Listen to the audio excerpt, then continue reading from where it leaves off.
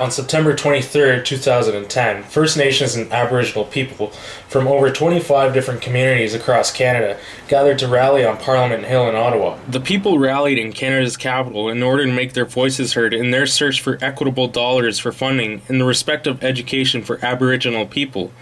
Back in 1996, the federal government of Canada instituted a 2% cap on spending increases in terms of funding for programs and services for First Nations and Inuit people. Most notably affected by these financial handcuffs is the Post-Secondary Student Support Program, a program which has been put in place to help offset the cost of Aboriginal tuition and living expenses. In short, the dollars have been capped at 2% since 1996, and in the 14 years since, the dollars needed for tuition and the number of eligible Aboriginal students has swelled dramatically.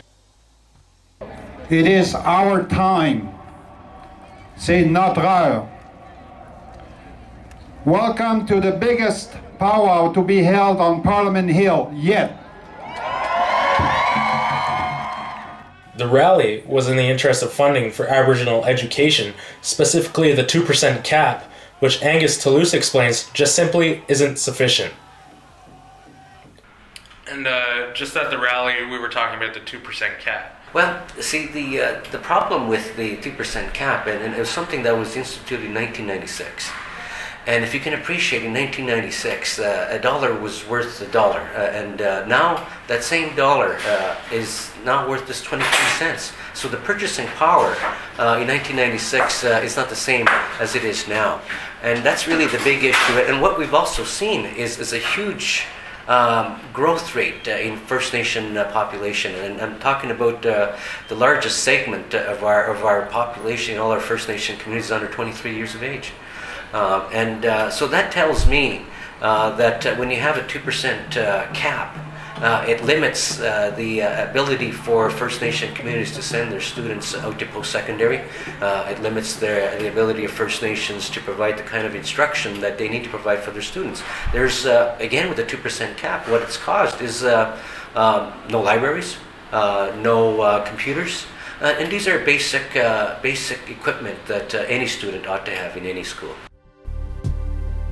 According to a 2008 report from the University of Regina, the evaluation also found the Post-Secondary Student Support Program, or PSSSP, guidelines for student living allowance were 14 years out of date, providing funding that ranged from $500 to $4,000 per academic year less than student costs. In the 5 years after 1996, the number of First Nations post-secondary students had actually fallen 5%, while the First Nation student age population had risen 7%.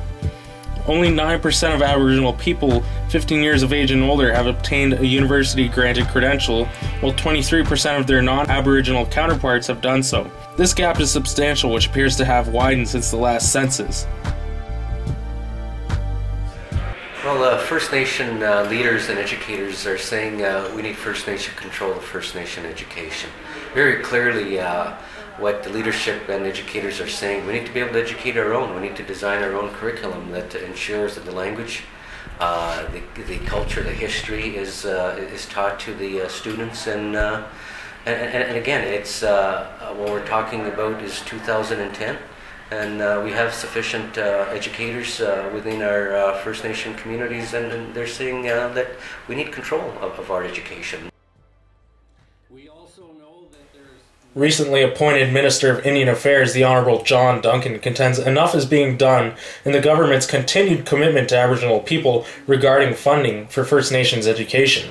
The government spends about $1.7 billion a year on First Nation education. Plus, we're spending on average about $200 million a year on new schools, and we put some more in play with the Economic Action Plan, the stimulus spending. So we are opening a school today in Manitoba, and we'll be opening another school next month in Northern Ontario. This is ongoing. We're opening schools, new schools, and replacement schools. At least one member of Parliament disagrees with this assessment, as he maintains there is no comparison regarding funding for Native and non-Native students. It's absolutely disgraceful that in the 21st century you have Indian Affairs which is in charge of education for tens of thousands of First Nation children, refusing to act like a proper school board, proper funding. I mean, any small rural school board in Canada has standards. In Indian Affairs, has never bothered to put the standards in for class size, for student-teacher ratios, for special education funding, for ensuring that the funding per pupil is at the same levels that non-native children have. They've just gotten away with it because they didn't think anybody would notice. And I think it's time we shone a light on them and we said, hey, in the 21st century, all our children deserve the exact same rights to education. Well, we see our northern communities falling further and further behind because of the chronic underfunding in housing, underfunding in education. The worst is that we have probably, you know, the communities that are growing the most, the communities that I think have some of the greatest potential, are just being left behind, and it's not right.